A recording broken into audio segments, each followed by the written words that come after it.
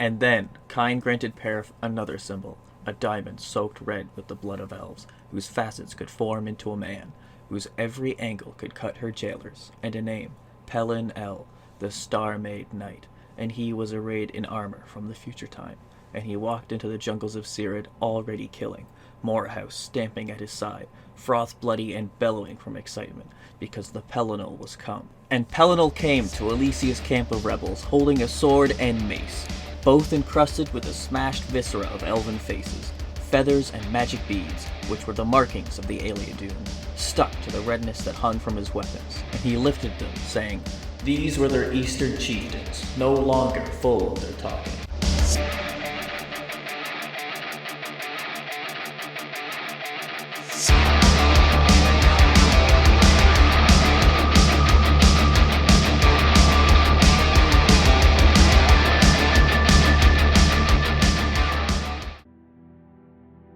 That he took the name Pelinal was passing strange, no matter his later sobriquets, which were many. That was an elvish name, and Pelinal was a scourge on that race, and not much given to irony. Pelinal was much too grim for that. Even in youth he wore white hair, and trouble followed him. Perhaps his enemies named him Pelinal of their own in their tongue, but that is doubtful, for it means glorious knight, and he was neither to them. Certainly many others added to that name during his days in Tamriel. He was Pelinal the Whitestrake because of his left hand made of a killing light. He was Pelinal the Bloody, for he drank it in victory. He was Pelinal Insurgent because he gave the Crusades a face. He was Pelinal in Triumph, as the words eventually became synonymous, and the men-at-arms gave thanks to the Eight when they saw his banner coming through war. He was Pelinal the Blamer, for he was quick to admonish those of his that favored tactics that ran counter to his, that is, sword theory. And he was Pelinal the Third, though whether this was because, as some said, he was a god geyser who had incarnated twice before already, or that simpler, he was the third vision given to Elesh in her prayers of liberation before he walked among the quarters of rebellion, is unknown. Pelinal Whitestrake, the Star-Made Knight, is possibly the greatest human hero of the First Era, and certainly the greatest Nedic hero. A divinely blessed champion, a demigod hero, or a time-traveling cyborg, perhaps all three at once. One thing's for certain, the stories and songs of the Divine Crusader make for some of the most intriguing and badass lore in the world of the Elder Scrolls. Some theories claim that Pelinal wandered Tamriel in the Merethic era, going by other names in those times such as Izmir, Hans the Fox, and Harold Harry Breeks. They say he traveled the land slaughtering any elves he met along the way, occasionally stopping to briefly rule scattered human societies as a warlord. This is all speculative, but one incident that definitely occurred was his bloody rampage through Elsewhere, where he mistook the Khajiit for some unknown variant of Mer, only stopping when presumably one stayed alive long enough to inform him that they were in fact not elves, but a beast race created by Azura. The story of Pelinal begins in earnest with the Elysian revolts in the First Era, when the Nedic humans who lived in the then jungles of Cyrodiil were enslaved to the Ayleid High Elves. Alicia was a human slave in the Ayleid city of Sard.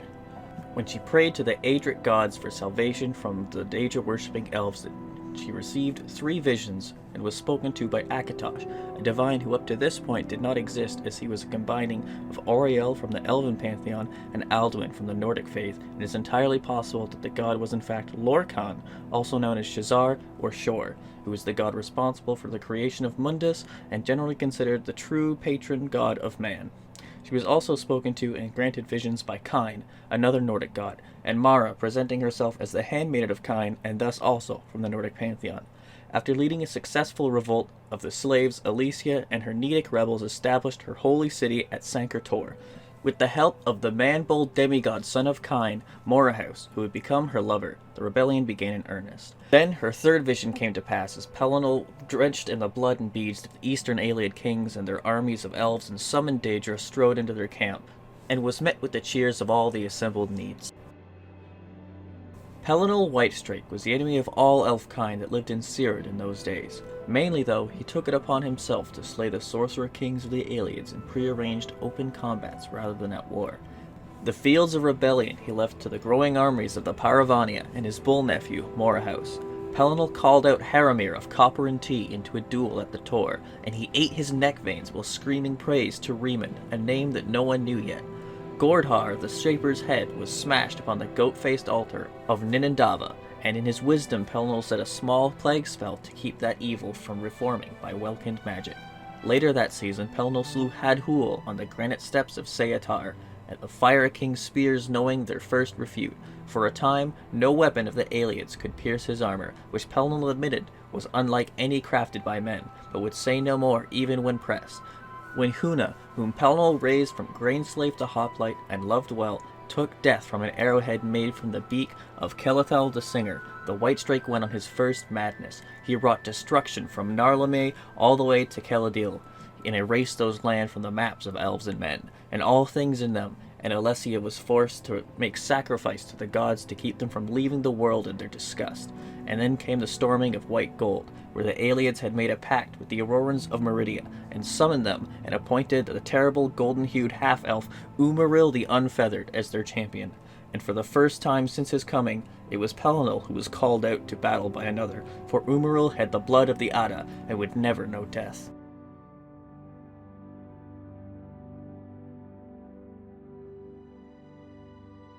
The story of Pellinal's duel at Sancre-Tor always gets my blood pumping.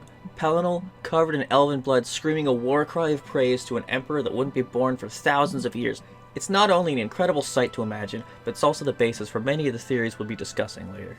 Huna, that hoplite I mentioned before, was actually Pellinal's lover, which is the source of a lot of memes. But as you heard from the quote, his death actually served as the catalyst for Pellinal's first madness, a state where he would enter a form of battle trance, feeling nothing but bloodlust and rage, slaughtering elf and Daedra alike, never ceasing until Alessia called upon the divines to stay his madness.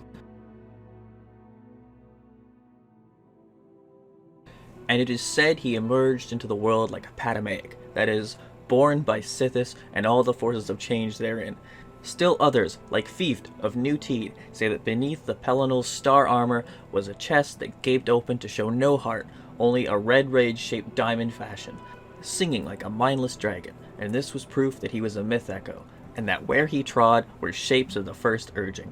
Pellinal cared for none of this, and killed any who would speak god logic, except for fair Perif, who he said enacts rather than talks as a language without exertion is dead witness. When those soldiers who heard him say this stared blankly, he laughed and swung his sword, running into the rain of kine to slaughter their Ayleid captives, screaming, "O Akka, for our shared madness I do this. I watch you watching me watching back. Umaril dares call us out, for that is how we made him." And it was during these fits of anger and nonsense that Pellinal would fall into the madness, where whole swaths of lands were devoured in divine rampage to become void, and Alessia would have to pray to the gods for their succor, and they would reach down as one mind and soothe the Whitestrake until he no longer had the will to kill the earth in whole. And Garrett of the Men of Gi once saw such a madness from afar and maneuvered after it had abated to drink together with Pellinal, and he asked what such an affliction felt like, to which Pellinal could only answer, "Like when the dream no longer needs its dreamer." I've always interpreted that line, like when the dream no longer needs its dreamer, to be a reference to the Godhead, that being the name of the concept that the world of the Elder Scrolls is all the dream of a sleeping entity. But we can talk about that another time. As for the phrase myth echo, this refers to Pellinal being the Shezarene, which is a mortal incarnation of Shazar/Lorcan. And that's almost certainly true, and if it's not, it's the most sound theory as to Pellinal's origin, as it's heavily implied in the songs and other stories, and there's plenty of references to base it on. Such as when the Elysian soldier, Plontinu, said as such, he was smothered by ancestor moths, as well as Morahouse referring to him as uncle when speaking to his still-living severed head. And Morahouse, confused, snorted through his ring, saying, "Your crusade went beyond her counsel, Whitestrake, but I am a bull, and therefore reckless in my wit. I think I would go and gore our prisoners if you had left any alive. You are blood made glorious, uncle, and will come again, as fox animal or light. Sirid is still ours." Pellinal drove the sorcerer armies from all lands east of the Niben, both on his own and while leading the combined armies of freed Nedic slaves and the Nords of Skyrim who had allied with them, as well as the Durrani High Elf mercenaries from High Rock and even Ayleid lords who had fled Cyrodiil after their brethren had turned to Daedra worship. I can imagine many a tense meeting in the command tent, with Pellinal staring daggers into these mer he wasn't allowed to just kill. As for the Nords, when Pellinal met them at the Bridge of Helden, white hair stained brown with elven blood, they looked upon him and proclaimed that Shor had returned from death, and he spat at them for profaning that name, yet more evidence for his connection to that god. These combined forces drove the Ayleid hordes and their Daedra armies back in an ever-tightening circle around the White Gold Tower. This advance was halted, however, when Morahouse was severely wounded after he was hit by an entire volley of Ayleid arrows, and Pellinal had to carry him off the battlefield. So the Elysians retreated, harried by storm Atronach sent by Umaril.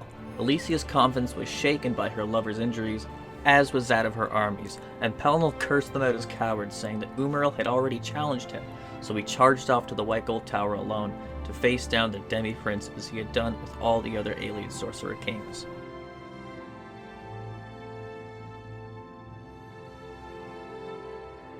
And so, after many battles with Umaril's allies, where dead Aurorans lay like candlelight around the throne, the Pellinal became surrounded by the last Ayleid sorcerer kings and their demons, each one heavy with Varlians. The Whitestrake cracked the floor with his mace, and they withdrew, and he said, "Bring me Umaril that called me out." And while mighty in his aspect and wicked, deathless golden Umaril favored ruin from afar over close combat, and so he tarried in the shadows of the White Tower before coming forth. More soldiers were sent against Pellinal to die, and yet they managed to pierce his armor with axes and arrows, for Umaril had wrought each one by long Varlians, which he had been hoarding since his first issue of Challenge. Presently, the half-elf showed himself, bathed in meridian light, and he listed his bloodline in the Ayleids and spoke of his father, a god of the previous world river, and taking great delight in the heavy breathing of Pellinal, who had finally bled. The text breaks here, and then it picks up after the duel happens, so that sucks. Umaril was laid low, the angel face of his helm dented into an ugliness which made Pellinal laugh, and his unfeathered wings broken off with sword stroke delivered while Pellinal stood frothing above him, insulting his ancestry and anyone else that took shit from old Elnafay, which angered the other elvish kings and drove them into a madness of their own, and they fell on him, speaking to their weapons, cutting Pellinal into eighths while he roared in confusion, which even the Council of Skiffs could hear. The text breaks again here, so I guess now is as good a time as any to mention the Council of Skiffs refers to Alicia and her generals, including all the foreign allies. Ran when Morahouse shook the whole of the tower with his mighty bashing from his horns, and some were slain in overabundance in the taking, and men looked for more Ayleids to kill, but Pellinal had left none save those kings and demons that had already begun to flee. It was Morahouse who found the Whitestrake's head, which the kings had left to prove their deeds, and they spoke, and Pellinal said things of regrets, but the rebellion had turned anyway, and more words were said between these immortals that even the Paravant would not deign to hear. And so Pellinal died, body torn into 8 pieces in mockery of the divines, but he wasn't done talking, being a time-traveling cyborg divine being and all, so here's what he had to say to Morahouse as a severed head on the floor. And in the blood-floored throne room of the white gold, the severed head of Pellinal spoke to the winged bull Morahouse, demigod lover of Alesh, saying, "Our enemies have undone me, and spread my body into hiding. In mockery of divine purpose, the Ayleids have cut me into 8s, for they are obsessed with this number." Then Pellinal spoke again for the last time. "Beware, Morahouse, beware. With the foresight of death, I now know that my foe yet lives. Bitter knowledge to take to my grave. Better that I had died believing myself the victor. Although cast beyond the doors of night, he will return. Be vigilant. I can no longer shield the hosts of men from Umaril's retribution." I know the quote just said, "for the last time," but Pellinal actually spoke again, a few times in fact. The next was at Alicia's bedside upon her death decades later. Yeah, he just kind of showed up. There is very little of this quote, as it's a fragment of a fragment. "And left you to gather sinew with my other half, who will bring light thereby to the mortal idea that bring the gods great joy, that is, freedom, which even the heavens do not truly know, which is why our father, the..." Another break in the text here. "In those first days, spirits, swirls, before the convention, that which we echoed in our earthly madness, let us now take you up. We will show you our true faces, which eat one another in amnesia each age." He is also quoted before his death when told the Ayleid calendar was designed purposely to make life even harder for the Nedic slaves as shouting, "If the calendar be elvish, then even it I shall make disjoint." And of course lastly we have Pellinal's speech to the hero of Kvatch at the start of the Knights of the Nine of quest line in Oblivion, which I'll let him deliver himself. Hail, knight! You seek my relics with a worthy heart.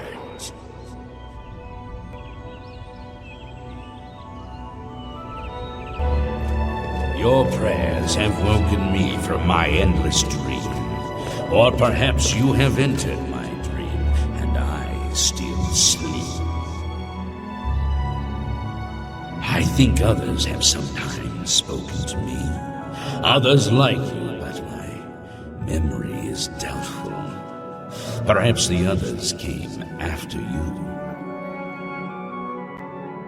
Your need must be great for the gods to allow us to speak. Has Umaril the Accursed found a way back?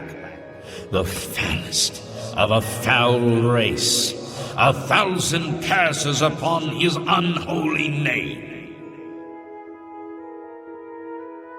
I thought I'd won, but I should have known. The slave masters are a cunning breed.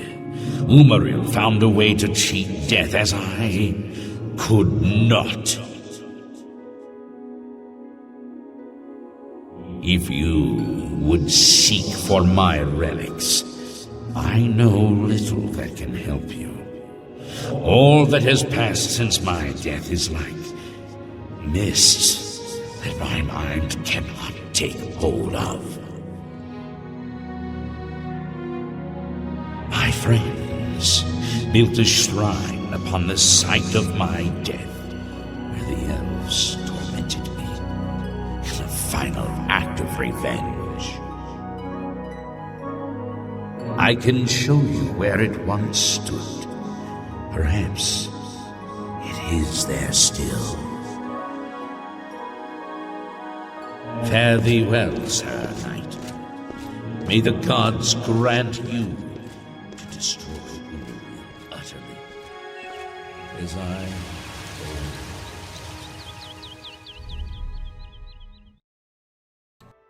So that's it for the in-canon lore of Pelinal. Well, save for Marco's account in Where Were You When the Dragon Broke, where he claims that Pelinal was around during the Dragon Break in the First Era caused by the Marukati Selectives, and then he was aware of what was going on, unlike mortals. Big if true, but that's all we've got to go on. So now let's move on to fan lore, aka those random theories I keep mentioning.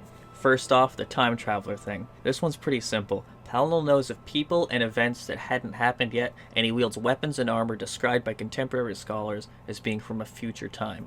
The armor particularly being so advanced that it could only be pierced by weapons Umaril had spent months and months pouring pure star magicka into. This also could be explained by him being divine in origin, and his weapons and armor are quite literally blessed by the 8 divines. The other popular fan theory is that of him being a cyborg, a theory that works with the time traveler bit and results in Terminator memes you might have seen floating around, as well as being referenced in All in All's excellent animated opera video that you should definitely watch. The evidence cited for this theory is a reference to his chest having a crystal similar to the Amulet of Kings in place of a heart, as well as his hand said to have been made of a killing light, people interpret to be a laser weapon. Alternatively, the red diamond could simply be an aspect of his divine origin, as the Amulet of Kings is made from the blood of Shor, and the killing light could be a particularly powerful destruction spell. And so that about sums it up. Pelinal the Whitestrake, hero of the First Empire, human supremacist, gay icon, and my favorite lore figure in the Elder Scrolls. I hope you enjoyed this deep dive into the lore of the Elder Scrolls universe. Feel free to comment if you got any specific topics you'd like me to cover in a future video. Shout out to my friend Dog at CalCacique on Twitter, who did the awesome Pelinal Slayer art you've been seeing. If you like the Pelinal stuff, be sure to check out All in All's animation and A Song for Pelinal by Golden God. Not sponsored, just think those guys are really cool. Feel free to drop a like if you enjoyed this video, and subscribe if you want to see more videos like this. Thanks for watching, I've been Inhuman Orc, and I'll see you next time.